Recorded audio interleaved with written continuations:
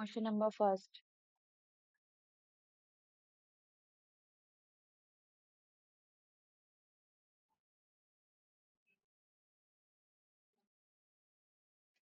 15 men can complete the construction of a wall in 12 days. In how many days can 18 men complete the same work? तो यहाँ पर इसके solution में ये लिखा है, यहाँ पर work is proportional to man days, मतलब अगर लेबरर बढ़ेंगे, लोग बढ़ेंगे, आदमी बढ़ेंगे तो काम क्या होगा, जल्दी हो जाएगा। ठीक है। और काम अगर जल्दी हो रहा है तो इसका मतलब है कि हाँ, ज्यादा आदमी मिलकर काम करेंगे तो क्या होगा, काम जल्दी हो जाएगा। तो जहां पर इस तरह का रिलेशन रहे, मैन डेज वाली प्रॉब्लम रहे, कि जाहिर सी बात है ज्यादा आदमी काम करेंगे तो काम जल्दी खत्म हो जाएगा और जल्दी हो जाएगा। तो उसमें वर्क निकालने के लिए क्या कह रहा है, 15 मैन, 15 मैन करते हैं 12 दिन में। तो हाउ मेनी डेज कैन, 18 आदमी कितने करेंगे। तो पहले हम ये देखेंगे कि काम कितना है। तो काम वर्क कैसे निकलेगा, आदमी और डेज को मल्टीप्लाई कर दे, यानी जितने भी लेबरर हैं और उनको डेज, जितने दिन लग रहा है काम करने में, फर्स्ट इंफॉर्मेशन से कि 15 man can complete the construction of wall in 12 days. तो 15 और 12 को हमने मल्टीप्लाई कर दिया, हमें पूरा काम पता चल गया 180। टोटल वर्क 180 है। फिर कह रहे हैं कि in how many days same work, same वही यही वर्क है, 180 वर्क है, इसको अगर 18 आदमी करते हैं तो वो कितने दिन में खत्म होगा। तो अब 18 आदमी करते हैं सेम वर्क को, तो क्या करेंगे, इसको फिर डिवाइड कर देंगे अगर हमें डेज निकालना है। तो टोटल वर्क निकालने के लिए मैन मल्टीप्लाई डेज कर दिया, डेज ऑफ मैन निकालने के लिए टोटल वर्क से जितने आदमी दिए थे, आदमी से डिवाइड कर दिया, 10 डेज आ गया आंसर। ठीक। अच्छा। 6 men eat, क्या क्या ईट लिखा है, 30 slices of bread in a day. How many slices of bread needed for 15 men? तो ज्यादा आदमी, अगर आदमी बढ़ेंगे तो कंज्यूम, जो कंजप्शन है वो भी ज्यादा होगा ना, और कम लोग रहेंगे तो कम कंजप्शन होगा। तो 6 मैन करते हैं 30 यूनिट, 15 मैन कितने करेंगे। तो हम पहले निकाल लेते हैं कि एक दिन, यहाँ पे पूछ क्या रहा है, 6 man eat 30 slices of a bread in a day. एक ही दिन में, एक दिन में 6 आदमी 30 स्लाइसेस खा जाते हैं। तो how many slices of bread needed for 15 man in a day. How many slices of bread are needed for 15 man in a day. एक ही दिन का निकालना है। तो एक ही दिन के, दोनों को ही एक ही दिन का निकालना है। एक ही दिन रखा गया है यूनिट, कि एक ही दिन में 30 स्लाइसेस खत्म हो रही हैं जब 6 आदमी खा रहे हैं, और एक ही दिन में कितनी स्लाइसेस खत्म होंगी जब 15 आदमी खाएंगे। आदमी की संख्या बढ़ा रहे हैं। ठीक, ये है क्वेश्चन। तो एज्यूमिंग सेम रेट पर मैन, कि एक आदमी कितना खा रहा है। तो जो इंफॉर्मेशन हमें पहले सेंटेंस में दी गई है कि 6 आदमी 30 यूनिट खा रहे हैं एक ही दिन में, तो एक आदमी कितना खाएगा। तो 30 से 6 को डिवाइड कर दिया तो हमें ये पता चल गया कि एक आदमी 5 यूनिट खाएगा। 6 5 30, 5 यूनिट खाएगा पर डे, एक दिन में। तो जब हमें ये पता चल गया कि एक आदमी 5 स्लाइसेस खाएगा, तो 15 आदमी कितने खाएंगे एक ही दिन में। 15 को 5 से मल्टीप्लाई कर दी, 75 स्लाइसेस पर डे। ठीक, इसमें क्या किया हमने, पहले एक आदमी का निकाला कि एक आदमी कितनी दिन, कितनी स्लाइसेस खाएगा per day. Okay. Same question ये भी ऐसे ही शायद third. A carton having 50 oranges weight इतना gram, how much will 1000 oranges weight. ठीक है, ऑरेंज बढ़ेंगे वो वेट भी बढ़ेगा। तो 50 ऑरेंज का अ कार्टन, एक कार्टन 50 ऑरेंज है तो 1000 ऑरेंज है कि मैंगो है, चलो मैंगो ही ले लिया है, कोई नहीं, मैंगो जैसे लग रहा है मैंगो लिखा है। ऑरेंजेस, 1000 ऑरेंजेस का कितना होगा। तो पहले हम निकालेंगे कि एक ऑरेंज का वेट कितना है। यहाँ पे तुमसे 1000 ऑरेंजेस का वेट पूछ रहा है, 50 ऑरेंज का वेट देकर 1000 ऑरेंज का पूछ रहा है। जैसे कि सेकंड क्वेश्चन में था कि 30 स्लाइसेस खत्म हो रही हैं 6 आदमी जब कर रहे हैं, तो वहां पर भी हमने पर यूनिट के लिए निकाला था, तो यहाँ पर भी पर यूनिट के लिए ही निकालेंगे कि एक ऑरेंज का वेट कितना होता है। तो भाई एक ऑरेंज का वेट निकालने के लिए जो कंप्लीट इंफॉर्मेशन दी है फर्स्ट सेंटेंस में कि 50 ऑरेंज वेट है 7.5 केजी, वहां से डिवाइड करेंगे, डिवाइड करके पता चल जाएगा कि एक ऑरेंज का 0.15 केजी है। अब एक ऑरेंज का वेट पता चल गया है तो 1000 ऑरेंजेस का वेट कैसे पता चलेगा, मल्टीप्लाई कर देंगे, सो सिंपल। ठीक, तो सेकेंड और थर्ड क्वेश्चन बिल्कुल सेम है। Then fourth, a taxi covers a certain distance in 5 hours at the speed of this। ठीक है, ये स्पीड रहती है, तो सर्टेन डिस्टेंस, कोई डिस्टेंस होगी पर्टिकुलर, उसको 5 घंटे में कवर करती है। How much time will the taxi take to cover the same distance. उसी डिस्टेंस को क्या चेंज कर रहे हैं, स्पीड चेंज कर रहे हैं। ठीक है, पहले 5 घंटा लग रहा है, स्पीड सेम रहेगी, डिस्टेंस सेम रहेगा, नहीं सॉरी स्पीड चेंज होगी। तो पहले हम क्या करेंगे, टाइम स्पीड का है कि 5 आवर में कितनी स्पीड चल रहा है, 60 किलोमीटर। तो हमें ये देख लेना कितने टाइम में 75 किलोमीटर चलेगा। ये सेंटेंस इस तरह से फॉर्म कर लेंगे। यही कह रहा है ना कि डिस्टेंस दोनों जगह सेम है, जो चीज सेम है उसको हटा दो, उसका कुछ कैलकुलेशन है ही नहीं, वो तो सेम है ना। क्या चेंज हो रहा है, पांच, स्पीड जब 60 किलोमीटर पर आवर है तो 5 घंटा चल रहा है, स्पीड जब 75 किलोमीटर पर आवर होगी तो कितना घंटा चलेगा, यही निकालना है। तो यही सेंटेंस हमने यहाँ पे लिख लिया, 5 और 60 किलोमीटर, हाउ मेनी 75 किलोमीटर। अब फॉर्मूला क्या होता है, distance speed speed into time. तो पहले हमने क्या किया, जो गिवन था, जो इन्फॉर्मेशन हमें गिवन थी 5 और 60 किलोमीटर पर आवर, इसको यूज करते हुए डिस्टेंस निकाल ली। डिस्टेंस कितनी निकल आई, 300 किलोमीटर। अब सेकेंड सेंटेंस में हमें क्या क्या पता है, how much time will be, time ही तो निकालना है, और डिस्टेंस, स्पीड दिया है, डिस्टेंस हमने निकाल ली है, तो टाइम इज इक्वल टू क्या होता है, डिस्टेंस अपॉन स्पीड। डिस्टेंस हमने यहाँ पर निकाल ली है, डिस्टेंस की जगह डिस्टेंस रख दिया, स्पीड हमें दिया था क्वेश्चन में 75 किलोमीटर पर आवर, सॉल्व कर दिया, 4 आवर टाइम आ गया। क्लियर। पहले कह रहा था यस। कि 5 घंटे में 60 किलोमीटर स्पीड है तो 5 घंटे लगते हैं, अगर हम 75 कर दे तो कितने घंटे लगेंगे। तो जो इन्फॉर्मेशन हमें गिवन थी उसको यूज करते हुए, टाइम और स्पीड गिवन था, तो speed multiply time is equal to distance होता है, तो हमने डिस्टेंस निकाल ली। अब सेकेंड सेंटेंस में हमसे टाइम पूछ रहा है, तो टाइम होता है distance upon speed, speed given है, टाइम हमने निकाल लिया, वैल्यूज पुट करेंगे, आंसर आ जाएगा। 500 students of a school contribute equally and collect। अच्छा ठीक है, कितने स्टूडेंट्स, 500 स्टूडेंट्स हैं, ठीक है। तो जो सेंटेंस पहला था, 500 स्टूडेंट्स ने 75,000 रुपीज कलेक्ट किए हैं।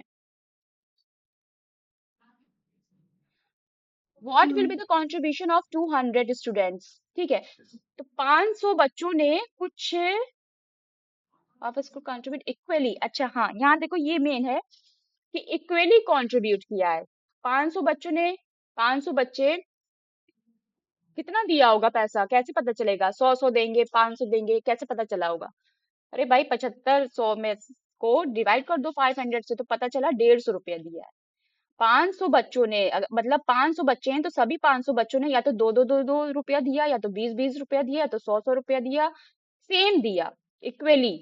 तो हमें कैसे पता चलेगा कि कितना रुपया दिया, तो 75,000 को डिवाइड कर दिया 500 से, तो पर स्टूडेंट कंट्रीब्यूशन हमें पता चल गया कि एक बच्चा 150 रुपया दे रहा है। अब भैया हमको जब पता चल गया कि एक बच्चा 150 रुपया दे रहा है, तो फिर क्या हम ये नहीं निकाल सकते कि 200 बच्चे कितने रुपया कंट्रीब्यूट करेंगे। हम 200 के लिए भी निकाल सकते हैं, हम 300 के लिए भी निकाल सकते हैं, हम 600 के लिए भी निकाल सकते हैं, जस्ट क्या करना होगा, मल्टीप्लाई। तो यहाँ पे वैल्यूज क्या थी, responsibility, team work, charity, empathy, सब वैल्यूज सीखने को मिली थी। क्लियर, बहुत इजी क्वेश्चन है। फिफ्थ, समझ में आ गया, यस। आगे चले। Yes sir. Six, an overhead water tank can be filled in 8 hours by 5 pumps equal capacity. ठीक है, ये जितने भी क्वेश्चंस आएंगे सब इक्वल कैपेसिटी, इक्वल वर्क, इस तरह से इक्वल स्टैमिना पे होगा। तो इक्वल कैपेसिटी है, 5 पंप है, 5 पंप 8 घंटा लगाता है। How much will time take for such pump like to fill. अब हम पंप को कम कर रहे हैं, हमने 4 पंप कर दिया, तो 4 पंप कितना घंटा लगाएगा? जाहिर सी बात है टाइम बढ़ेगा, क्योंकि सब कुछ सेम है, कैपेसिटी वगैरह सब कुछ सेम है, पावर वगैरह। तो same capacity, work is fixed, मतलब यहाँ पे आदमियों की संख्या नहीं बढ़ाई है। फर्स्ट क्वेश्चन में वर्क फिक्स्ड नहीं था। वर्क क्या था? अगर आदमी बढ़ेंगे तो वर्क भी क्या होगा? जल्दी हो जाएगा। वर्क वहां पे टोटल वर्क जो भी था वो फिक्स्ड नहीं था। अब यहाँ पे क्या है कि वी ओवरहेड टैंक है, कैपेसिटी फिक्स्ड है, तो सेम कैपेसिटी यानी कि वर्क फिक्स्ड है। तो टाइम क्या हो जाएगा? टाइम नंबर ऑफ पंप्स के डायरेक्टली प्रोपोर्शनल होगा, कि जितना ज्यादा हम पंप बढ़ाते जाएंगे, पंप की संख्या बढ़ाएंगे, तो टाइम उतना ही जल्दी, मतलब कम लगेगा। अगर हम एक पंप से भरेंगे तो बहुत ज्यादा टाइम लगेगा, लेकिन 2 पंप से भरेंगे थोड़ा कम टाइम लगेगा। तो टाइम क्या होता है? डायरेक्टली प्रोपोर्शनल होता है। तो टाइम जब पूछे पंप के लिए, तो हमें ये करना है कि 8 आवर्स, जो पहले तो पंप जितने नंबर ऑफ पंप्स हैं, नंबर ऑफ पंप्स अगर घटाए गए हैं नंबर ऑफ पंप्स, तो बस उसको डिवाइड कर लो। यहाँ पे 5 डिवाइडेड बाई 4, और उस पूरे को मल्टीप्लाई कर दो किससे? जो टाइम दिया है। यही फॉर्मूला है, इसको यूज करना है। यहाँ पे यूज किया, इसको कैलकुलेट किया, और आंसर आ गया 10 आवर्स। तो जाहिर सी बात थी कि 8 आवर्स लग रहे थे जब 5 पंप थे, अब एक कम कर दिया है तो 2 घंटा ज्यादा लगेगा। Okay ma'am. 7 क्वेश्चन स्लाइस वाले की तरह है। स्लाइस वाला क्वेश्चन क्या था? सेकेंड थर्ड में था ना? हाँ, प्रोविजन अभी में। क्या ma'am? An NCC camp has provision 600 cadet, 600 बच्चे हैं, 600 कैडेट्स हैं, टू लास्ट फॉर 10 डेज। उनके पास जो प्रोविजंस है, जो भी अनाज वगैरह है बच्चों के लिए, 600 बच्चों के लिए, वो 10 दिन का है। How many cadets must be transferred to another camp so that the provision in this camp lasts for 15 days? तो वो चाहते हैं कि 10 दिन कम वक्त है, हम 15 दिन यूज करना चाहते हैं प्रोविजन को। तो वो सोच रहे हैं कि कुछ कैडेट्स को हम दूसरी टीम में भेज दें। तो यही वो जानना चाह रहे हैं कि कैडेट्स की क्या संख्या कर दे, कितनी कम कर दे संख्या, कि हमारा जो प्रोविजन है वो 10 दिन के बजाय 15 दिन चल जाए। इसी दोनों सेंटेंस को हमने मैथमेटिकल फॉर्म में लिख लिया। 600 कैडेट 10 दिन लगाते हैं, कितने कैडेट करें? तो 15 दिन लगाएंगे। अब हमने निकाल लिया, जैसे टोटल वर्क निकालते थे। क्यों?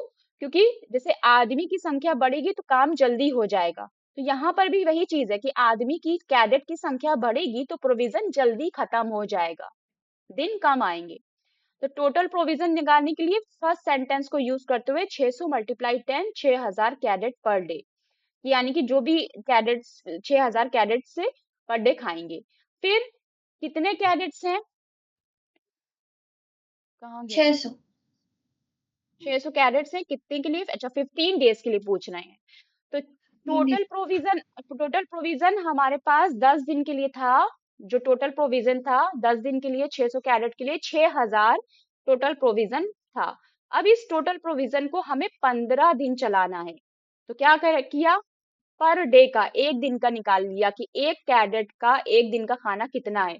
तो पता चला कि वो जब 15 से डिवाइड करेंगे तो 400 कैडेट, यानी कि अगर 15 दिन चलाना है तो कैडेट कैडेट डेट्स के लिए 400 कैडेट अगर हम कर देंगे तो वो 15 दिन चलेगा। फिर 400 कैडेट करने का मतलब 600 में से 400 माइनस कर देंगे। 400 कैडेट्स। कैडेट, हाँ, कैडेट्स क्या होता है? पहले मैथ्स सीख लो, फिर हम ये बता देंगे जनरल नॉलेज का क्वेश्चन कि कैडेट्स क्या होते हैं। तो 400 कैडेट्स निकल आए। अब 400 कैडेट्स के लिए चाहिए, लेकिन कितने को ट्रांसफर करेंगे वो ये पूछ रहा है। तो ठीक है, 600 में 400 माइनस कर देंगे, 200। 200 को ट्रांसफर कर दो तो 400 बचेंगे। तो 400 कैडेट्स के लिए 15 दिन का खाना बन जाएगा। कैडेट्स कहते हैं बेटा जो स्पोर्ट्स पर्सन्स होते हैं, या फिर जो भी ये एथलीट्स वगैरह होते हैं, जो एनसीसीज वगैरह के होते हैं। यहाँ पे लिखा है ना एनसीसी कैंप कैडेट, और स्काउटिंग एनसीसी। गाइडिंग्स होता है। एनसीसी लिखा है ना यहाँ पे, नेशनल कैडेट क्या होता है एनसीसी का फुल फॉर्म। तो इसमें जो स्काउटिंग गाइडिंग होता है, तो इसमें जो भी लोग होते हैं, जो भी इस तरह की एक्टिविटीज करते हैं, उसमें एनसीसी में क्या क्या सिखाया जाता है, तो वो उसी को कहते हैं कैडेट्स। उन्हीं लोगों को कहा जाता है कैडेट्स। जैसे एनसीसी में नेशनल कैडेट कॉर्प्स कहा जाता है। तो इसमें जो भी यंग विंग होती है वो इंडियन आर्म फोर्स के लिए काम करती है। तो जब भी कैडेट की बात आती है तो यानी कि वो इंडियन आर्म फोर्स, चाहे वो ये आपकी जल थल सेना हो, नेवी फोर्सेस हो, आर्म फोर्सेस हो, इनमें जो लोग होते हैं उनको कैडेट्स कहा जाता है। ओके। कुछ इनमें एजुकेशन की तरफ से भी जाते हैं, कुछ इनमें एग्जाम क्वालिफाई करके भी जाते हैं, कुछ इनमें स्पोर्ट्स कोटे की तरफ से भी जाते हैं, तो उन्हीं को कहा जाता है कैडेट्स। ओके। एक question, a man work for 10 hours in a day complete job 16 days। ठीक है, एक ही काम है, एक दिन में 10 घंटा काम करता है, तब जाके 16 दिन में कंप्लीट करता है। ठीक है, work is fixed for per day, हर दिन का काम फिक्स्ड है इसमें, कि 10 घंटा, अगर एक दिन में 10 घंटा काम करता है तो वो काम 16 दिन में जाके खत्म होता है। तो अगर 8 घंटा काम करे तो वो काम कितने दिन में जाके खत्म होगा? जाहिर सी बात है, ज्यादा दिन लगेगा। टोटल टोटल आवर्स, जैसे टोटल वर्क निकाल देते हैं। टोटल आवर्स, हमें यहाँ पे वर्क निकालना है, तो टोटल आवर्स क्या हो जाएंगे? वही जैसे फर्स्ट क्वेश्चन में किया था, 10 × 16 160 आवर्स डे। अब हमें 8 के लिए निकालना है, तो ठीक है, 160 को 8 से मल्टी डिवाइड किया, 20 days आ गया, यानी कि जाहिर सी बात है ज्यादा तो लगेगा ही, एक्सटेंड डेज। अच्छा, वो ये भी पूछ रहा है कि कितना दिन बढ़ेगा। ठीक है, पहले 16 लग रहा था, अब 20 लग रहा है, तो कितना बढ़ेगा? बड़े में से छोटे को माइनस कर दिया, 4 दिन बढ़ेगा। ओके मैम, ये हो गया। अनिल किसी काम को 10 दिन में करता है, सुनील 15 दिन में करता है। अच्छा, ये इंटरेस्टिंग क्वेश्चन है, ये खूब पूछा जाता है। अनिल किसी कोई काम है, डिग अ वेल, कुएं को खोद रहे हैं, तो अनिल 10 दिन लगाता है, लेकिन सुनील 15 दिन लगाता है to dig the same well, same है सब कुछ। In how day this will be able to dig the well together, अगर वो दोनों एक साथ काम करने लगे, बहुत इजी क्वेश्चन है, दोनों का काम अलग अलग बताएंगे कि फला इतना दिन लगा रहा है, फला इतना दिन लगा रहा है, अगर वो दोनों मिलकर काम करने लगे तो कितना दिन लगेगा? तो ठीक है, अनिल इतना लगा रहा है, सुनील इतना लगा रहा है, तो अनिल की रेट निकाला पर डे के हिसाब से कि अनिल का रेट क्या है, तो वो 1/10 रेट है, यानी कि जो भी डेज है उसका रेसिप्रोकल कर दो। सुनील का रेट क्या है, काम करने की दर क्या है, जो भी डेज है उसका रेसिप्रोकल कर दो।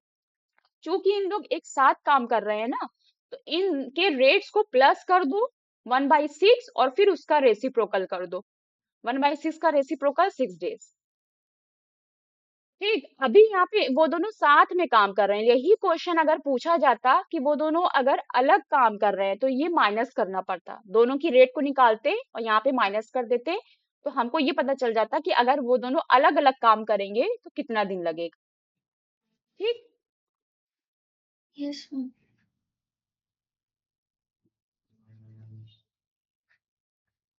सब्जेक्ट लास्ट है ये आई थिंक, चलो इसको कर ले जल्दी से। The table shows the nutrition amount with varieties. Whole milk में, होल मिल्क अगर यूनिवर्सिटी। 300 ml का है तो उसमें इतनी कैलोरीज है, इतना कैल्शियम है। लो फैट, ठीक है, चलो टेबल समझ गए, यहाँ पे साइज, सर्विंग साइज दिए, कैलोरीज और कैल्शियम दिया है। क्या क्वेश्चन है? Which has the most calories पर 100। अच्छा, सर्विंग दी है 300 400 500 में, लेकिन क्वेश्चन पूछ रहा है 100 ml में, तो सबसे पहले क्या करेंगे, कैलोरीज हम निकाल लेंगे, पर 100 ml, पर 100 ml में कितनी है? तो पहला क्वेश्चन कैलोरीज का ही है ना, हाँ, तो कैलोरीज का ये है 438 408 415। होल मिल्क, लो मिल्क, स्किम मिल्क, तीनों के लिए क्या करेंगे, 438 को 3 से डिवाइड किया। क्यों 3 से डिवाइड किया? क्योंकि इसकी सर्विंग साइज 3 ml 300 ml दी थी। लो को 4 से डिवाइड किया क्योंकि इसकी 400 दी थी। स्किम को 5 से डिवाइड किया क्योंकि इसकी 500 थी। तो जब डिवाइड किया इनकी कैलोरीज को 3 4 5 से, तो क्या मिल गया, पर 100 ml में कितनी कैलोरीज होंगी? अब कौन ज्यादा है? होल 146 ज्यादा है, होल मिल्क की ज्यादा है, 146 है। अब कह रहा है which has the least calcium, same question, 100 ml में पूछ रहा है ना, तो बस कैल्शियम का क्या है, ये है 828 को 3 से डिवाइड कर दो, 1160 को 4 से कर दो, 1530 को 5 से कर दो, यही किया है। तीनों का निकाल लो, कैल्शियम किसमें सबसे कम है? देख लो। तो सी क्वेश्चन क्या है, which variety of milk is the most suitable for drinking.